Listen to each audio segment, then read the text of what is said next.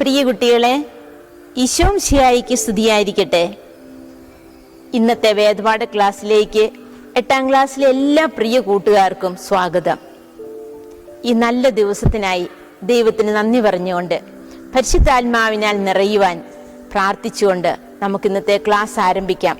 കൈകൾ കൂട്ടി കണ്ണുകളടച്ച് ഒരു നിമിഷം നമുക്കായിരിക്കാം.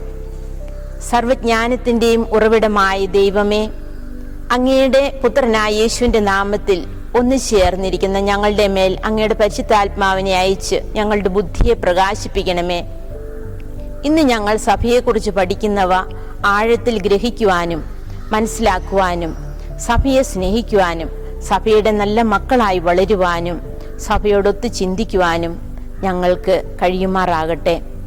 പരിശുദ്ധ അമ്മ വഴി ഞങ്ങൾ സമർപ്പിക്കുന്ന ഈ പ്രാർത്ഥന അങ്ങ് കേട്ടിരുളേണമേ. ആമേൻ.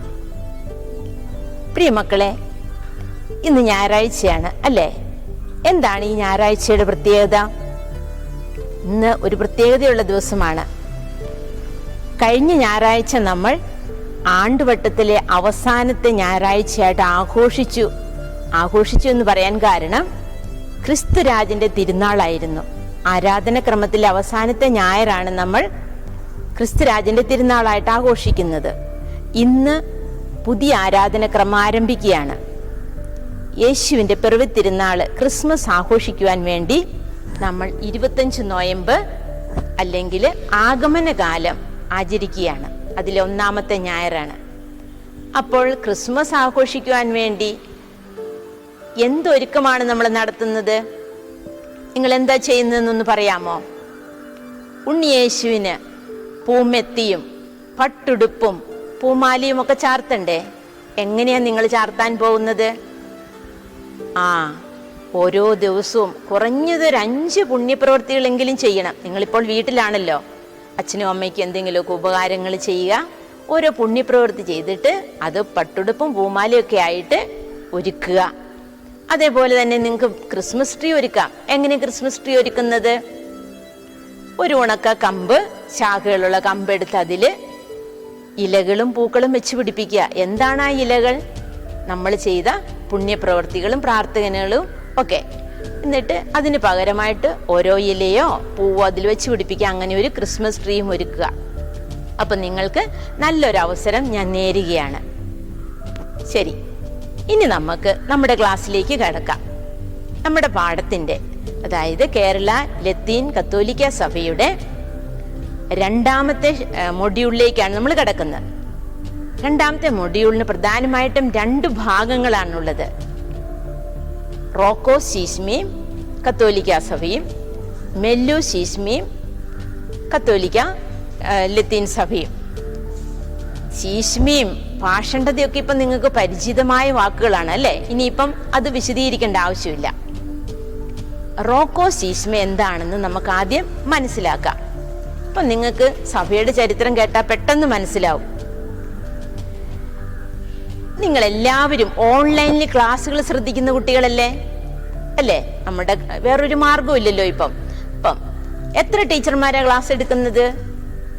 8 10 വിഷയങ്ങളുണ്ട്. ഈ വിഷയങ്ങളൊക്കെ ഒരു ടീച്ചറാണോ കൈകാര്യം ചെയ്യുന്നത്? അല്ല, ഓരോ വിഷയത്തിനും ഓരോ ടീച്ചറുണ്ട് അല്ലേ?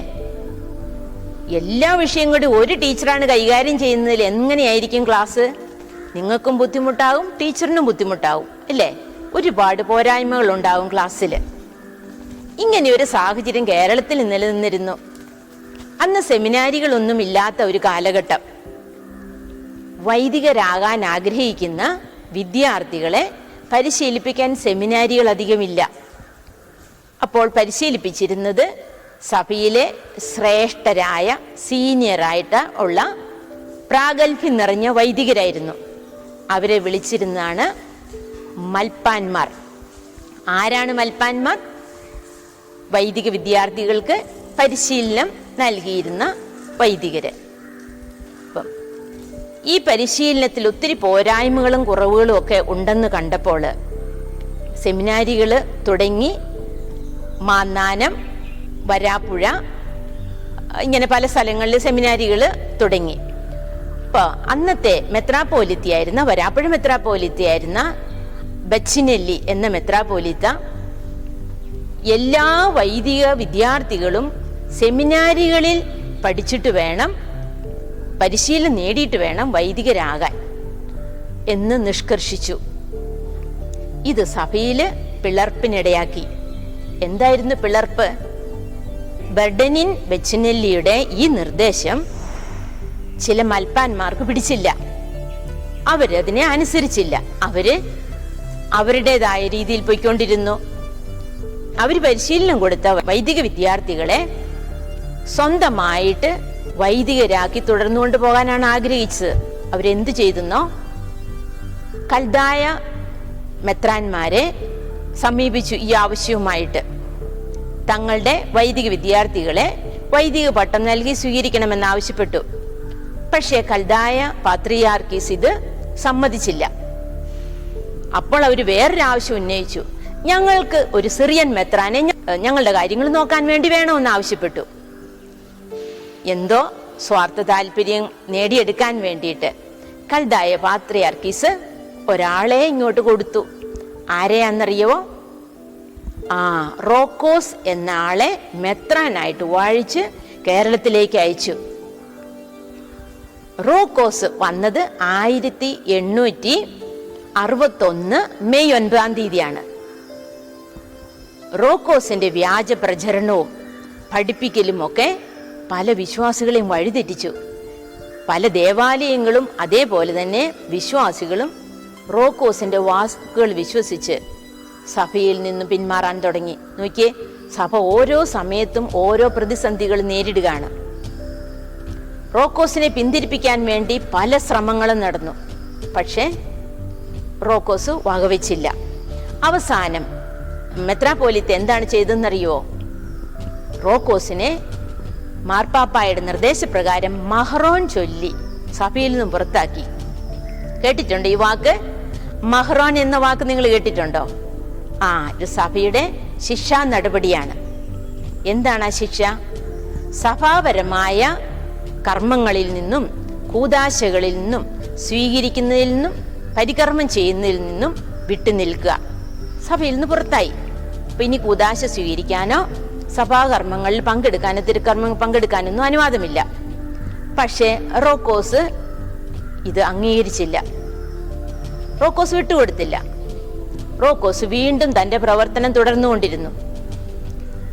സഭാ നേതൃത്വം വളരെ ആശങ്കയിലായി. ഈ സന്ദർഭത്തിലാണ് നമുക്കെല്ലാം പരിചിതനായ ഒരു വ്യക്തിയെ കേരളത്തിലെ ക്രിസ്ത്യാനികളുടെ വിശ്വാസം സംരക്ഷിക്കാൻ വേണ്ടി ഏൽപ്പിക്കുന്നു. ആരെയെന്നറിയോ? ചാവറ കുര്യാക്കോസ് ഏലിയാസ് അച്ഛൻ. ഇന്ന് അദ്ദേഹം വിശുദ്ധനാണ് അല്ലേ? ഒത്തിരി പ്രത്യേകതകളുണ്ട്. നമ്മുടെ നാട്ടിൽ നിന്ന് ആലപ്പുഴയിലെ കൈനകരിയിലാണ് അദ്ദേഹം ജനിച്ചത്. CMI സഭയുടെ സ്ഥാപകനാണ്. കേരളത്തില് പള്ളിയോട് ചേർന്ന് പള്ളിക്കൂടങ്ങൾ തുടങ്ങിയ വ്യക്തിയാണ്. അദ്ദേഹം ഒരു സാമൂഹ്യ പരിഷ്കർത്താവാണ്.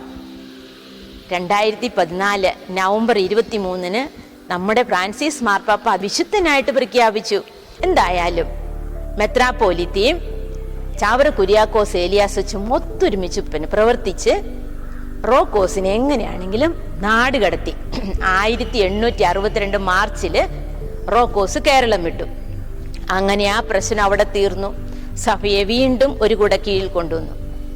മക്കളെ, സഭയുടെ പ്രശ്നം വീണ്ടും തുടരുകയാണ്.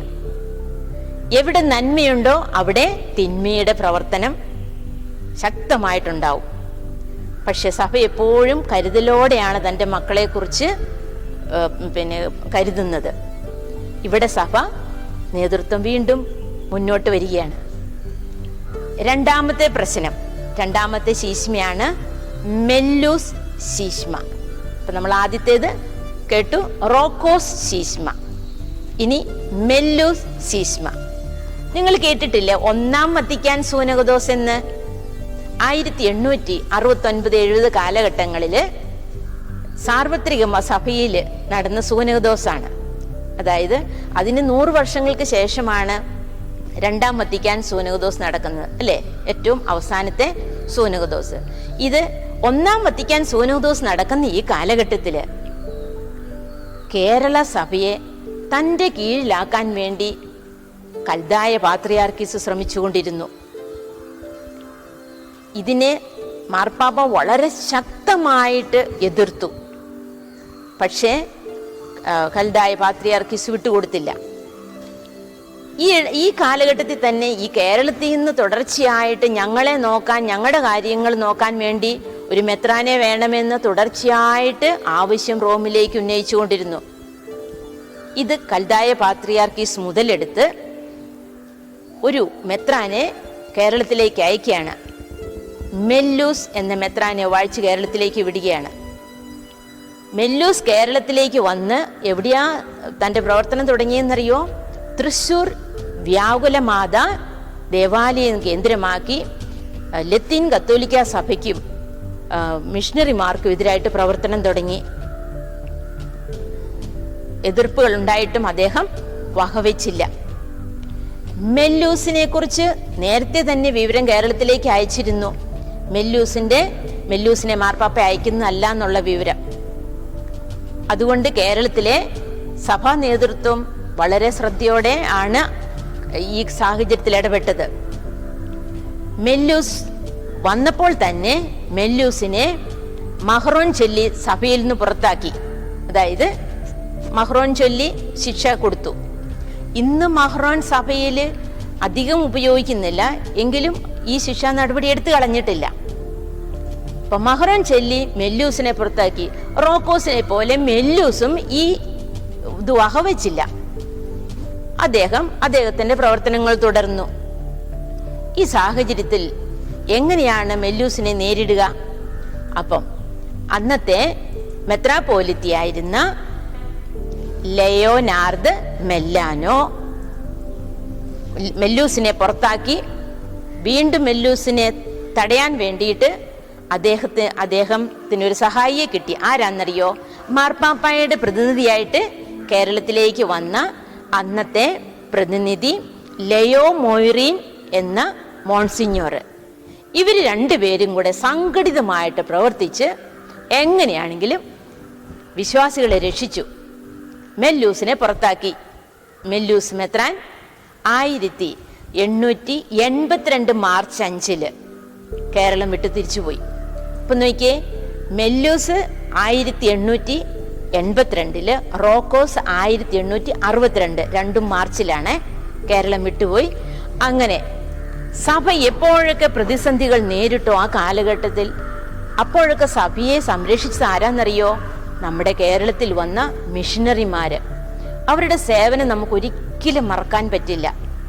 നമ്മുടെ സഭയെ കാത്തു രക്ഷിച്ചത് മിഷണറിമാരാണ്. അപ്പം നമ്മളെപ്പോഴും അവരോട് നന്ദിയുള്ളവരായിരിക്കണം.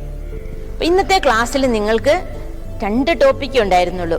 ഒന്ന് റോക്കോസ് ചീസ്മ, മറ്റേത് മെല്ലൂസ് ചീസ്മ. രണ്ടും 2 തരത്തിലാണ് അല്ലേ?